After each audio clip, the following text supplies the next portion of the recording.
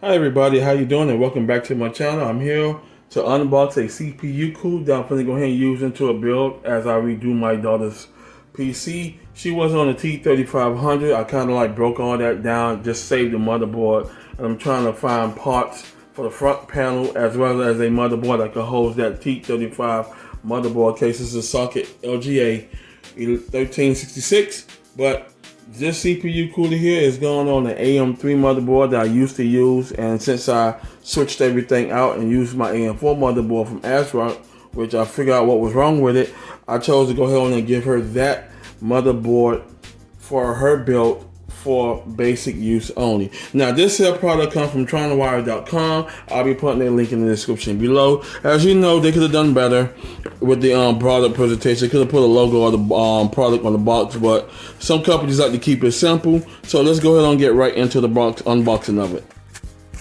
All right, and what we have is a box on a box. No product information, no nothing. So let's get right into it. All the information of this CPU cooler will be in the description below because I purchased it off Newegg, and the thermal design handlage of this CPU cooler is 105 watts. So let's get right into it.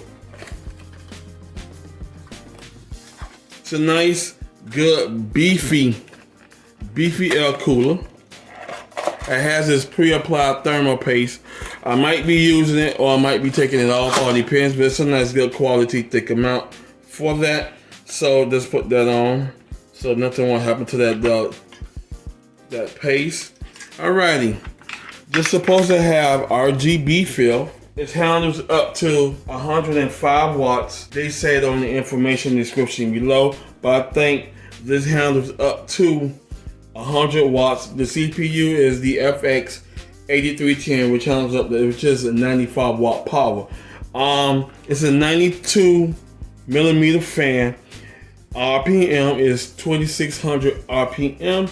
It is very noisy when it cranks up. So it got great heat pipage. So you can't go wrong with the heat pipe. It's pretty heavy. Pretty good quality. Now, if you want to use this on low-end AM4 motherboards, you can. It will fit AM4 motherboard. It had that in the description below. And if you still have the old AMD air cooler they used to have for their 65 watts, as well as their 95 watt processors, as we all know that the CPU cooler by AMD is noisy. So, yeah.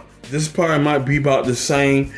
I'm gonna go ahead on and give y'all a presentation of it. So just give me about 30 minutes to set everything up and I will close everything out. All right, everybody, I am back. I forgot to mention that it has a 4-pin PWM header for thermal heat control. So if the CPU heats up a little more, it's gonna go ahead and crank up the RPM level up to 2600 RPM.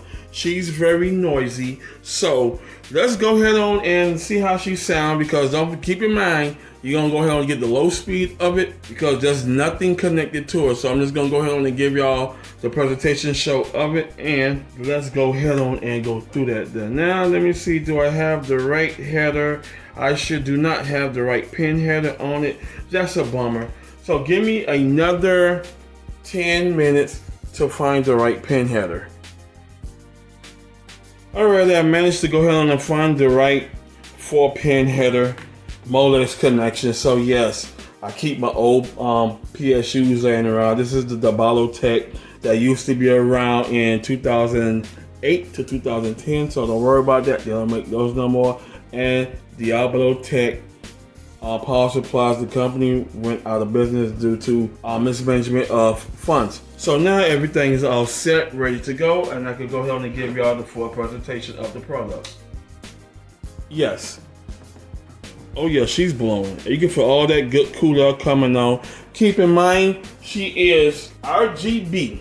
So she's going to go ahead and give y'all the static colors of red, blue, green, which is a good feel of it. Y'all see her. She looks real nice, and to keep that in mind, she is blonde great. Now, I got no issues with this CPU cooler, keeping the AMD FX 8310 cool for my daughter's build, which I'm going to be doing in about a couple of days. So, will I recommend this here? Yes, for no higher than 65 watts to 95 watt or 100 watt CPU. That's it. Anything over 100 watts, 105, 150, 170, then y'all have lost your mind, because like I said, the turbo design handlage of the power max of the CPU, the CPU cooler can only handle 100 watts.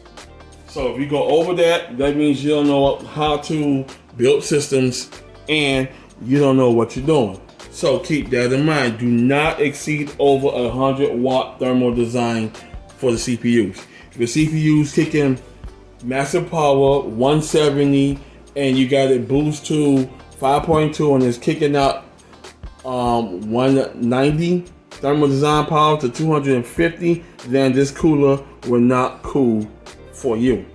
And you're gonna have heatage on the board. I don't care how many fans you got in the case. You're putting a lot of pressure on the VRMs, and you causing them to heat up and causing your board to shut off. Okay, but other than that, she's a great CPU cooler, only for 65 watts. You know what, I'm gonna drop it down to 35 watts. If you're still on 35 watt CPU coolers, CPUs, sorry about that. If you're still on 35 watt CPUs to 95 watt CPUs, or you touching 100, this will cool it. It's a 92 millimeter fan, RGB static fill. I love it. It got great heat pipe. It is heavy, so yes, and it's sitting into the casing itself, and I can feel all that cool out blowing right off of it into my hands. Yes, it is noisy, so I'm letting you hear. Yes, she is noisy, so just keep that in mind. Other than that, I can't wait to put her in the build that's coming up. I'll be putting all the product information in the description below if you want to go ahead and purchase this for yourself for simple, basic computers. Thank y'all for watching, and I'll see you in the next one. Peace.